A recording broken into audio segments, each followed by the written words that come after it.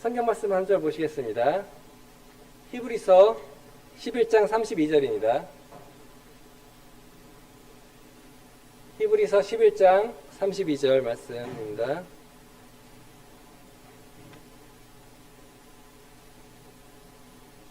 같이 공독하겠습니다. 히브리서 11장 32절.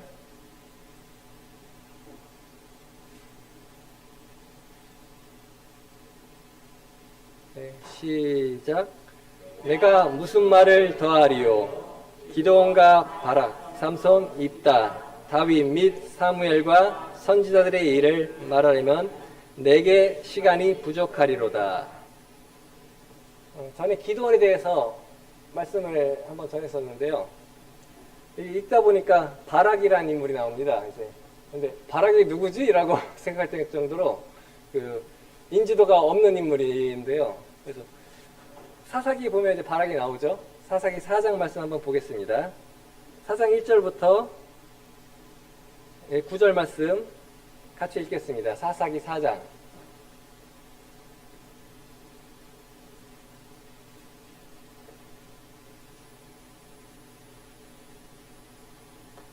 사사기 4장 1절부터 9절입니다. 공독하겠습니다. 시작.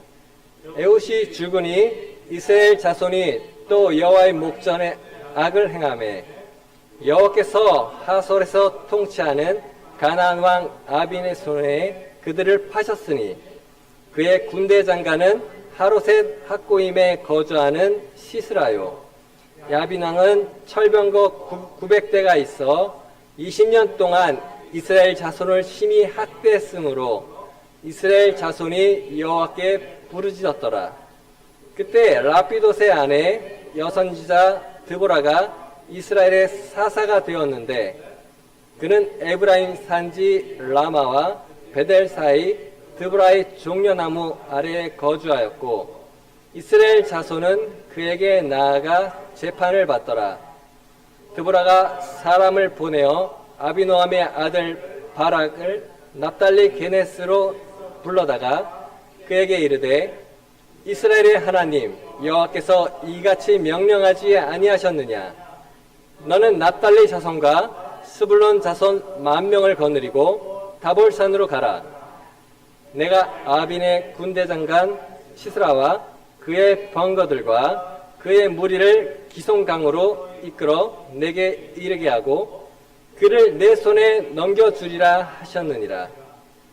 바락이 그에게 이르되 만일 당신이 나와 함께 가면 내가 가려니와 만일 당신이 나와 함께 가지 아니하면 나도 가지 아니하겠노라 하니 이르되 내가 반드시 너와 함께 가리라. 그러나 내가 이번에 가는 길에서는 영광을 얻지 못하리니 이는 여호와께서 시스라를 여인의 손에 파실 것임이니라 하고 드보라가 일어나 바락과 함께 게데스로 가니라. 히브리서에서 믿음의 사람이라고 이름이 나온 이제 바락을 저희가 봤습니다. 이제 사사기 이제 본문을 읽어보니까 이 바락에 대해서 읽어보니까 이제 바락이 어떤 인물로 보이십니까? 이제 믿음의 사람으로 보이십니까? 이제 용기 없는 사람의 모습처럼 보이는 게 이제 성경에 나오는 모습, 바락의 모습인데요. 근데 이제 바락은 히브리서 분명히 이제 믿음의 사람으로 꼽혀 있거든요. 그리고 여러 사사들 중에서도 이제 몇 명 안 나오는데 그 중에서 바락 이름이 나옵니다. 근데 중요한 건 바락이 사사도 아니었다는 겁니다. 이 당시 사사는 드보라죠. 바락이 아닙니다. 바락은 그냥 당시 사사들은 하나님의 영을 받고 하나님과 대화를 하는 그런 사람들이었는데 바락은 그렇게 하는 사람도 아니었습니다. 그냥 일반 사람이었죠. 그런데도 불구하고 바락은 이제 믿음의 사람으로 들어갑니다. 이때 상황이 여기 성경에 보면 나오듯이 20년 동안 가나안 왕에게 통치를 당하는데 이 당시에 가나안 왕은 철병거 900대가 있었다고 합니다. 이스라엘이 이 당시에는 철기 문명이 아니었어요. 뒤에 한참 뒤에 다윗이랑 싸울 때부터 블레셋이랑 싸울 때도 이제 철병거가 없으니까 노방패랑 막 노검 이런 거 들고 싸우는 거 나오는데요. 철병거가 900대가 있을 정도로 이제 최첨단 문명을 가지고 있던 강력한 군대였습니다. 지금으로 치면 이제 전차 같은 거죠. 말 뒤에 전차를 달아서 전차 같은 건데, 전차 900대나 보유한 이제 강력한 군대였죠. 이 상황에서 사사는 이제 드보라였고요. 드보라는 이제 베델 쪽에서 재판을 하고 있었습니다. 베델은 이제 예루살렘 북쪽, 그러니까 이스라엘의 중심지, 그것에 있었는데요. 바락은 어디 사람이냐면은 저 변방 사람입니다. 여기 보면은 납달리 게데스에서 부른다고 하는데, 납달리 게데스 이제 북쪽이에요. 이스라엘 북쪽 끝. 그리고 여기서 10,000명을 군대를 보내는데, 이 10,000명도 납달리 자손과 스불론 자손. 납달리 자손이 이스라엘 북쪽이고요. 스불론 자손은 서북쪽. 그래서 가장 변방 쪽입니다. 가장 변방 쪽에 있는 이 10,000명을 데리고 전쟁에 나가라고 합니다. 그 생각해 보시면은 아시겠지만, 지금 이제 군대라고 생각하면은 전차 부대 900대가 있는 군대랑 싸워야 됩니다. 병사도 수십만 있겠죠. 전차만 900대니까요. 그런데 이제 이스라엘 12지파인데 여기 나오는 지파는 2지파입니다. 2지파에 10,000명. 훈련되지도 않았고요. 준비되지도 않았고요. 그냥 남자들 10,000명 끌어모아서 가서 전차 900대 있는 부대랑 싸우라고 합니다.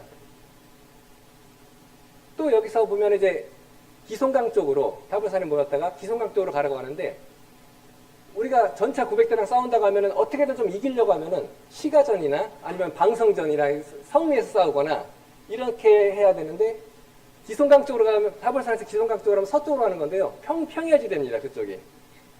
그러면은 이제 전차 부대를 평야지대에서 싸워야 돼요.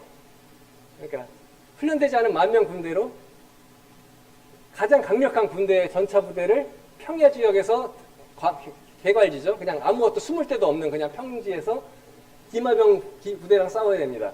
기동력을 가진. 그러니까 나가면 죽는, 상식적으로 생각하면 나가면 죽는 자리입니다. 그 자리는.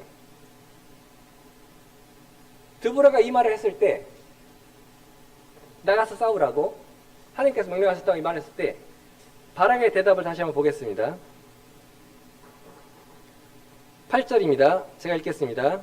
바락이 그에게 이르되, 만일 당신이 나와 함께 가면 내가 가려니와 만일 당신이 나와 함께 가지 아니면 나도 가지 아니하겠노라 하니.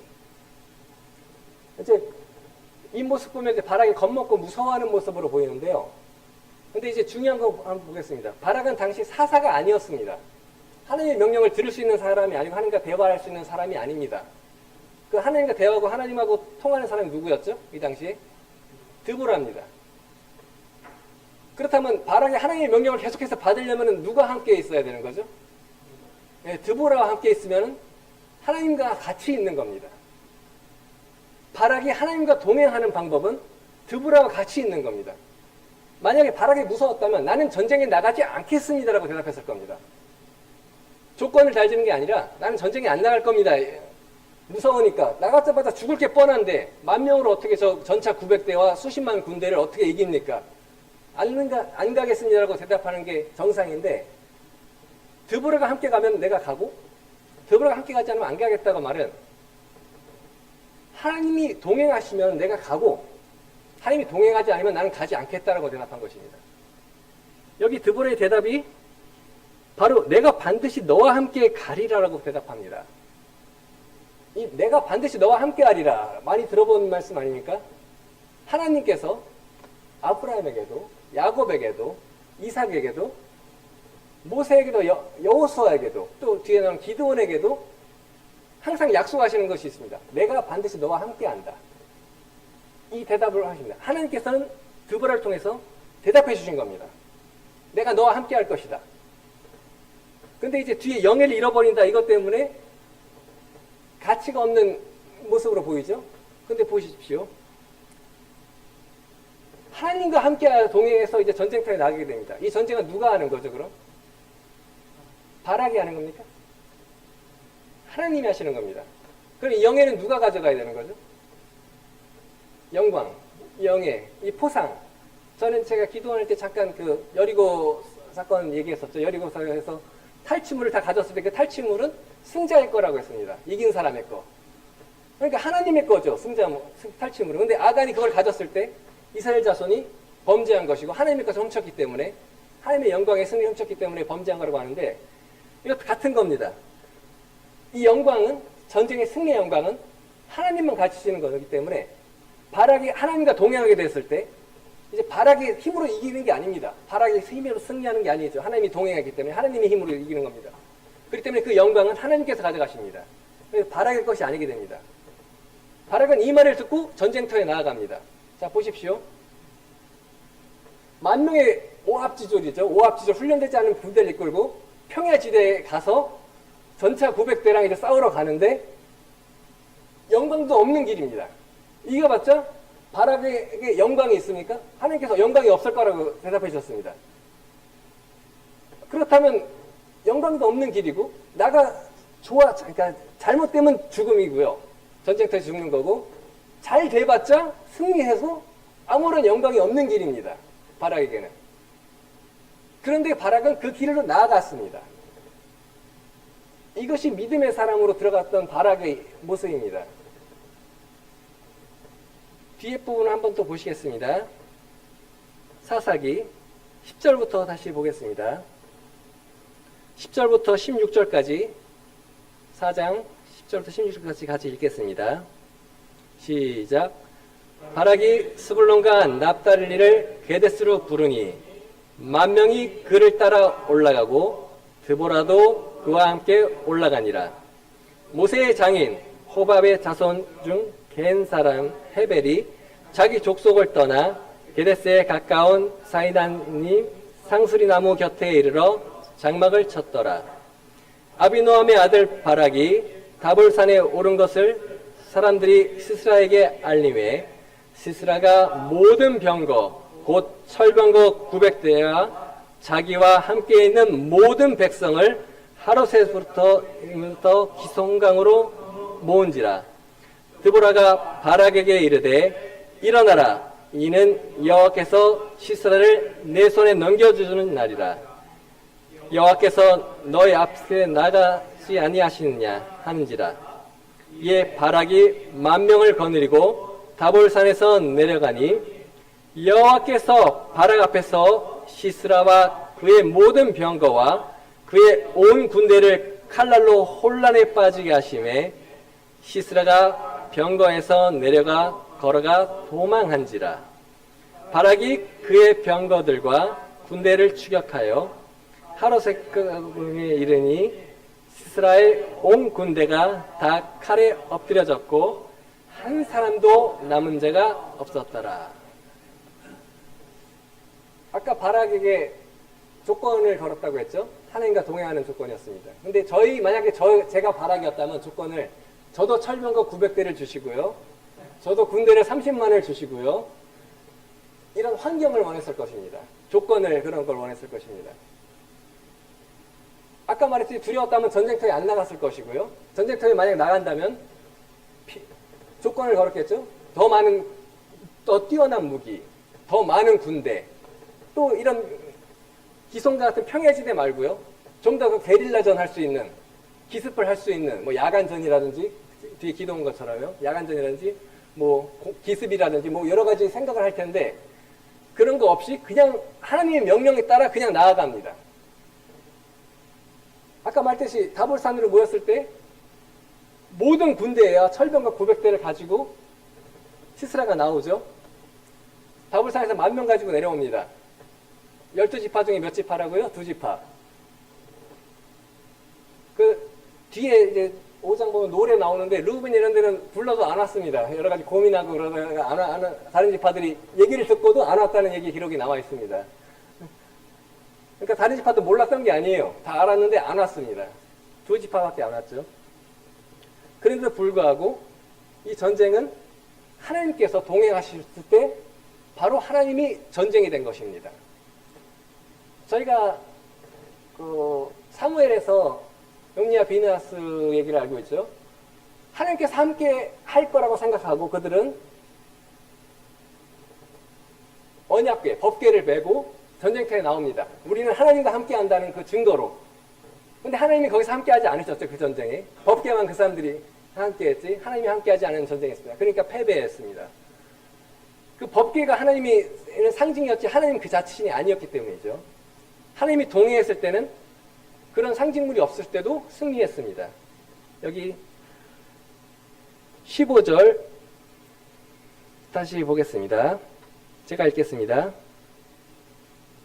여호와께서 바락 앞에서 시스라 그의 모든 병거와 그의 온 군대를 칼날로 혼란에 빠지게 하시매 시스라가 병거에서 내려 걸어서 도망한지라. 보면 바락 군대가 이겼다는 내용이 아닙니다.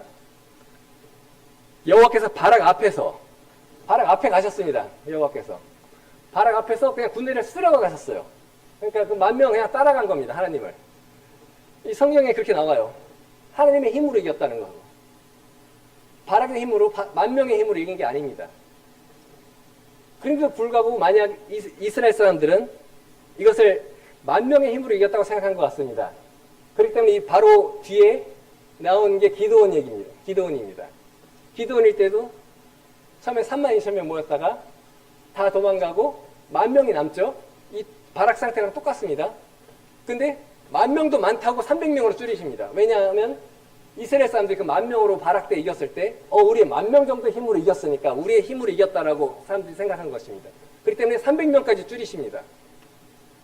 하나님의 힘으로 이기는 것이기 때문에 숫자가 중요한 게 아니라 사람의 힘이 중요한 게 아니고 하나님의 힘으로 이기는 것이기 때문에 하나님에게 그걸 보여줬습니다. 그리고 그 뒤에 삼손 같은 경우는 어떻죠? 몇 명으로 이겼죠? 1명으로 이겼습니다. 1명으로 블레셋을 박살냈죠.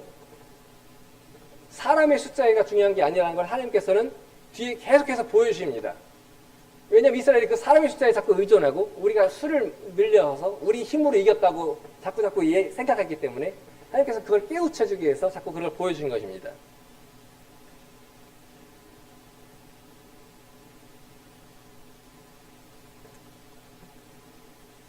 바락이 믿음의 사람으로 분류됐을 때 우리는 아까 말했듯이 바락은 겁 많은 사람, 무서워했던 사람, 그렇기 때문에 하나님을 굳건히 의지하지 못한 사람, 독자적으로 자신 능력을 의지하지 못한 사람이라고 생각했습니다. 하지만 그게 아니고 바락은 하나님을 의지하는 사람이었습니다. 믿음이란 어떤 거죠? 의지한다는 뜻이죠. 하나님을 의지하는 것이 하나님을 믿는 것입니다. 바락은 전적으로 하나님을 의지했습니다. 그렇기 때문에 하나님의 동행을 원했습니다. 아까 말했듯이 더 많은 군대, 더 많은 무기, 더 좋은 무기, 더 좋은 환경을 원한 것이 아니라 내가 어떤 상황, 어떤 환경에 나아가고 사람들이 보기에 그것이 죽음의 길, 도저히 이길 수 없는 길이라고 하더라도 하나님께서 동행을 약속하셨을 때 그 길로 나아갑니다. 하나님이 동행하지 않으신다면 나는 그것에 나아가지 않겠다고 대답합니다. 우리는 어떤 사람들입니까? 우리는 구원받고 성령을 받은 사람들이죠. 하나님과 동행하는 사람입니다. 성령께서는 우리와 함께 하시는 하나님이십니다. 우리를 도우시는 하나님. 우리 안에 내주하셔서 우리를 도와주시고 우리 안에 함께 하시는 하나님이십니다. 우리가 하나님과 동행을 원할 때고 우리 동행을 구하고 우리가 동행함을 계속해서 깨닫고 있을 때 우리의 환경을 보는 것이 아니고 우리의 상황을 보는 것이 아닙니다. 사실 이기든 지든 그게 중요한 것이 아닙니다. 하나님과 동행하느냐 안 하느냐가 중요한 겁니다. 전쟁에 승리할 수도 있고 패배할 수도 있습니다. 우리는 계속해서 우리 전쟁터에서 전쟁을 할 때 모든 전투에서 다 승리하지 않습니다. 결과적으로 이긴다는 건 우리가 알고 있습니다. 하나님께서 계시록이나 뒤에 말씀을 통해서 하나님께서 승리하신다고 이 세상에 사탄이 멸망하고 새하늘과 새 땅이 오고 우리는 새로운 피조물로서 새 몸을 받고 그렇게 될 것을 그래서 알고 있습니다. 마지막 끝은 전쟁의 승리라는 것을 알고 있죠. 그렇기 때문에 우리가 세상에서 여러 가지 어려움, 잠깐의 넘어짐, 힘듦, 환경 그런 것을 겪을 때 우리는 주님의 동행하심을 계속해서 바라보고 그것을 의지해야 합니다. 아까 믿음이 어떤 거라고 했죠? 의지한다, 의탁한다. 우리가 그 분을 의지하고 바라보는 것입니다. 우리가 하나님을, 예수 그리스도를 계속해서 의지하고 바라볼 때 그 상황과 환경이 중요한 것이 아니고 그 모든 환경은 하나님께서 우리를 이끌어 가실 것입니다. 성경 한 절 더 보겠습니다. 고린도전서 15장 10절입니다.